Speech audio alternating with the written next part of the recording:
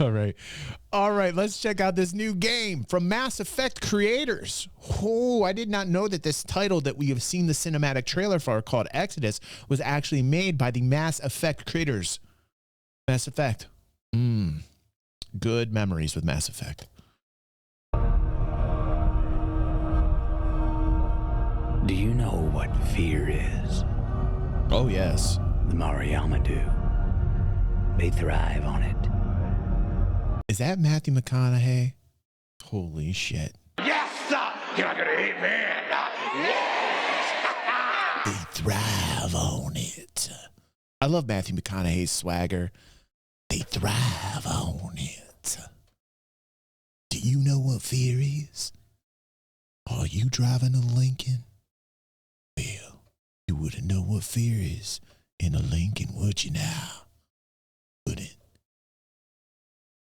These monstrous celestials haunt the darkest corners of the cluster, hunting for isolated targets.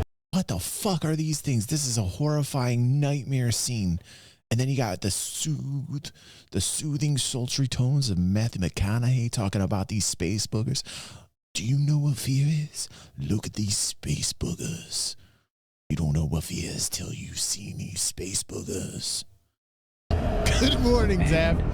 Unfortunately for their victims, the Mariyama are interested in more than just stealing cargo. This is horrifying. They want minds, memories, emotions. The more twisted and tortured, the better. This is already amazing. The initial cinematic that we saw from this game was okay, but I was not as into it as I am now. Like, this is everything I want in a game so far. I know it's a cinematic. We don't know what the gameplay is, but they got me with it. Okay, you got to herd the sheep right now, Nikki. We love you, Nikki. Hold on, where's Nikki's button? She's a manager, and she's always busy. I love her. Nikki, the manager, she's managing you. She's managing me, she's managing everyone. She's managing 3 streams at the same time. She's Nikki, the manager. Captured prey will be subjected to intense psychological torment. Whoa. Before being neurologically drained. Those rare few who the Mariyama allowed to survive and escape often never return to space. For they know too well the terror that lurks out there, in the dark, between the stars. Absolutely does that. I am CZ Orlev. Yesterday, today, and tomorrow.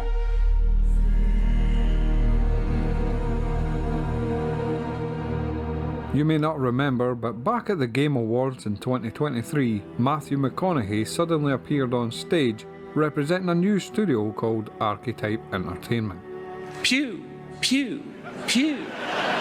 And once all the sci-fi fantasy nerds in the room had stopped screaming, weeping and passing out uncontrollably from sheer exposure to Van Zandt, we were shown a trailer for a new sci-fi game. But it's not just any old sci-fi game. Sci-fi games are 10 a penny these days, and a lot fall short of ever really capturing an audience desensitized and honed on years of continuous reimagining of the genre, and that's where Exodus slides into view. The executive producer for Archetype Studios is none other than James Olin from BioWare, who worked on Baldur's Gate, Knights of the Old Republic, and Dragon Age. And we also have Drew Carpison as well, who was a senior writer on Knights of the Old Republic and the lead writer for the first 2 Mass Effect games. Now you're starting to see where this is going. What, you just thought I picked a random sci-fi game out of the ether?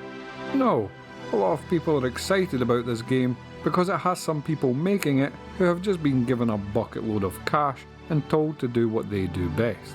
On top of that, in this clip here, we found out they've also acquired the help of science fiction author Peter F. Hamilton, who's been helping bring a lot of the realism and ideas to the science behind the universe. Yeah, still just trailers, still more cinematics, but loving the story so far. The cinematics got me on this one. The one we watched before this, not so much. Very long storyline. Again, no gameplay, still no gameplay. But like the visuals so far look fantastic. Like the visuals so far on this game look really fantastic. Is this a Pedro jam, by the way? Is this actually one of Pedro's from Star Citizen? I think if this is, that means the content creator just paired Star Citizen music to this. I'm not quite sure exactly if this is confirmed 100% Star Citizen jam, but I don't recognize it as a Pedro song, but it might very well. Is it? Okay. All right, so it's just because the content creator decided to put that music to this. This gentleman's name is Red's Resort, 6,500 subscribers. He has that Scottish dialect.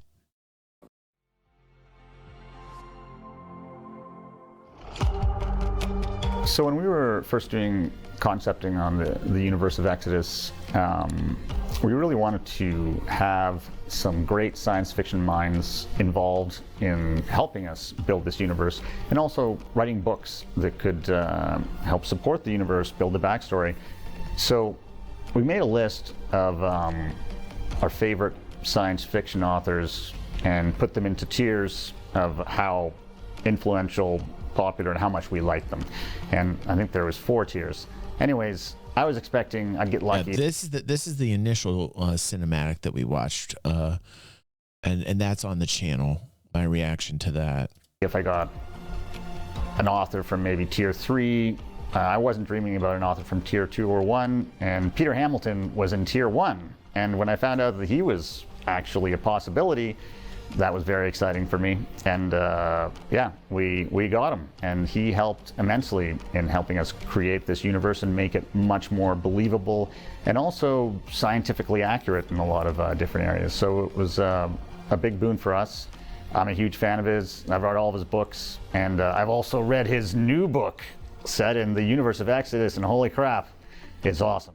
And now I love pretty much all science fiction, don't get me wrong, but see when it at least attempts to stick within the confines of realistic physics, or even has a vein of respect for reality. That's what really tickles my pickle.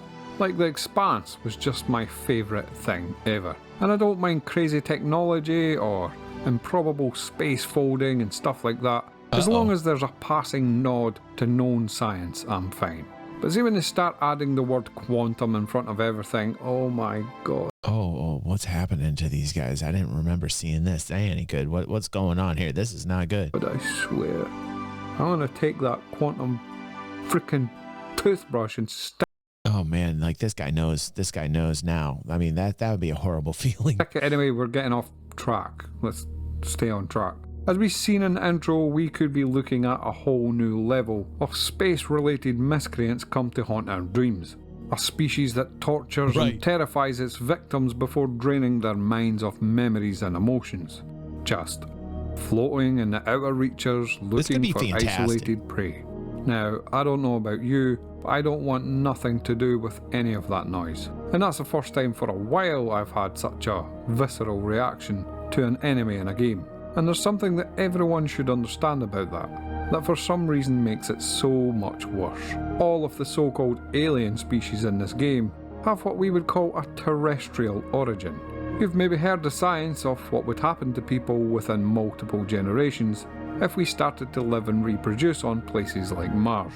Our bodies would start to adapt to our surroundings, both in an evolutionary way over time and in an environmental way that would see humans diverge from their Earth-based cousins.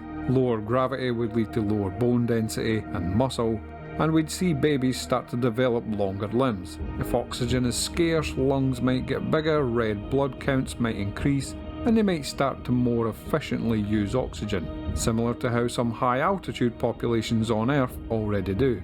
And there's other things too, like eyes might change to adapt to lower light, skin tone would change because of the increased radiation, and the radiation overall might force more genetic mutation, which in the long run could see beneficial adaptation. Fingers. Star Pig! Star Pig! Fingers, fingers, fingers, fingers, fingers. I got real hungry. thought this is horrible. I was thinking to myself, I really want some bacon right now. That's a horrible, horrible thing to this cute little pig, right? And I'm like, man, go for some bacon right now. I'm such a carnivore. Force more genetic mutations, which in the long run could see beneficial adaptations take hold faster. My point is, sorry, I was totally off on one there. The idea that humanity spreading among the stars realistically should also mean that we all become aliens to each other.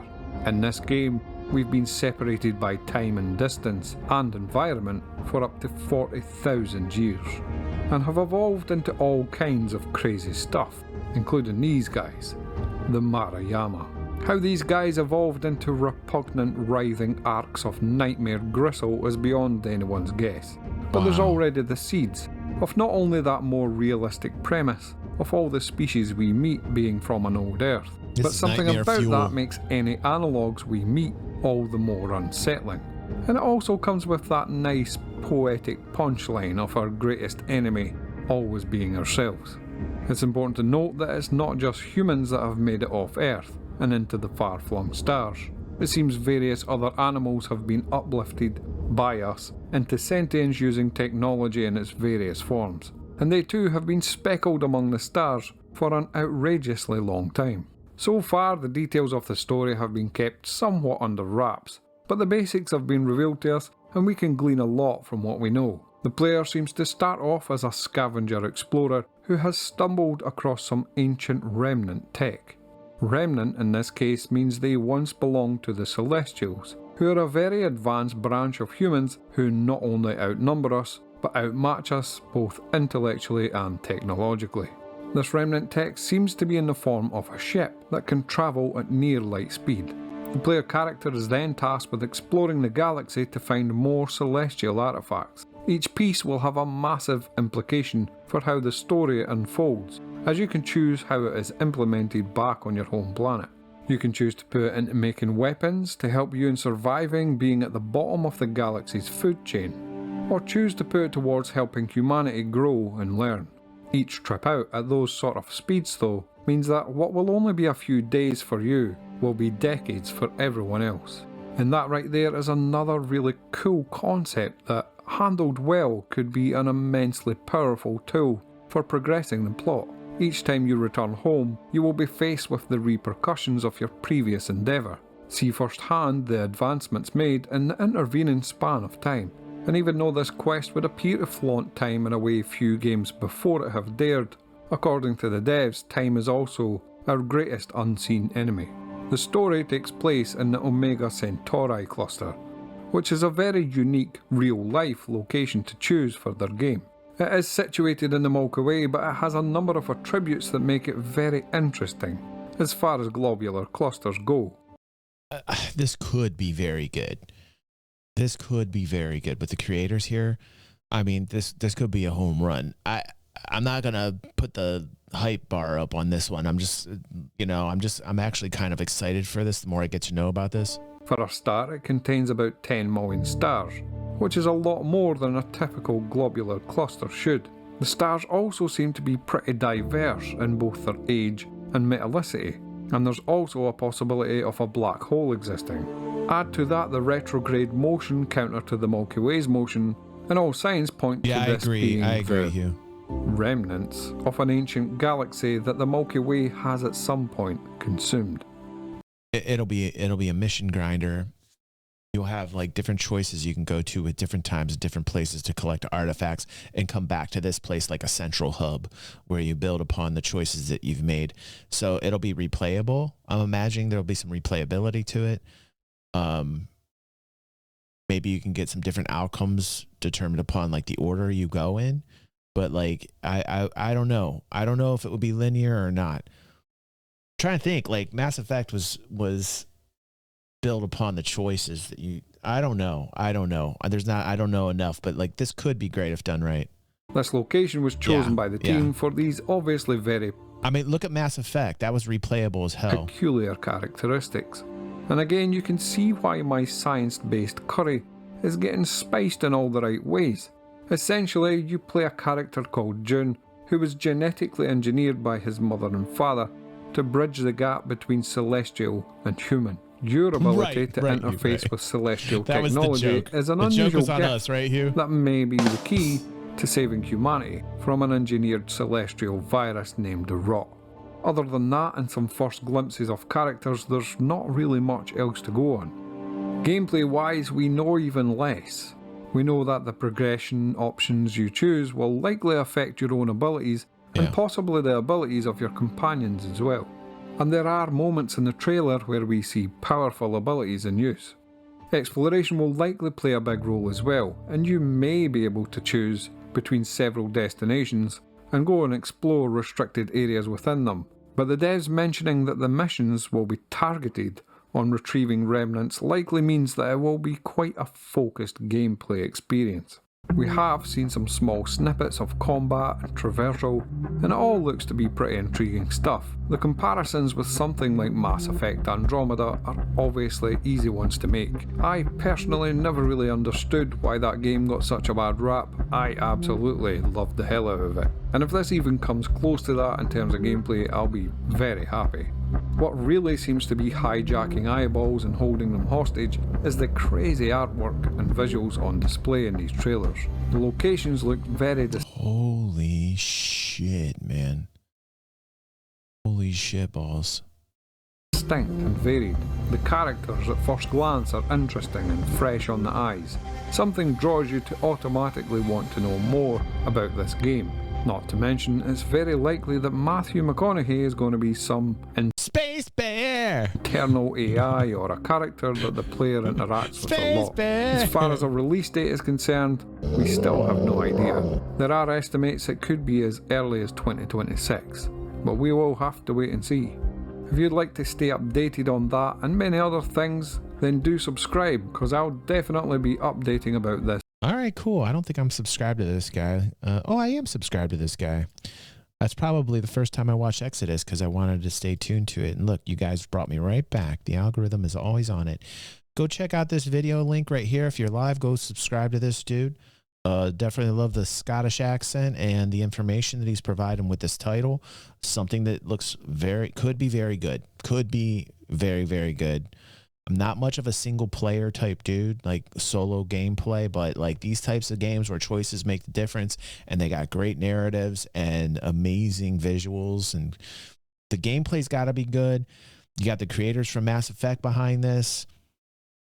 I think you could have a banger on this one. You know, I don't know. This is like when Backspace kind of called Forever Winter, and he nailed that one with that call for Forever Winter.